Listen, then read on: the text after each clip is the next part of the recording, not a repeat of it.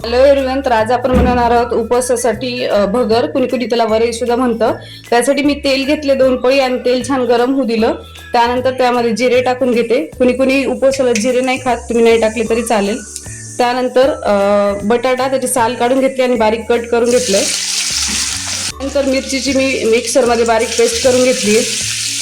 छान हलवून घ्यायचं. त्यानंतर त्यामध्ये सेंधी मीठ टाकून घ्यायचं, तुम्हाला जेवढं हवंय तेवढं चवीनुसार. छान बटाटे थोडे मऊ होऊ द्यायचे. इकडे बटाटे थोडेसे शिजत आहेत तोपर्यंत मी इथे भगर स्वच्छ पाण्याने 2 वेळेस धुवून घेतलीये. बटाटे थोडेसे मऊ होत आले की त्यामध्ये पाणी टाकून घ्यायचं. सगळीकडे एकत्र करून घ्या.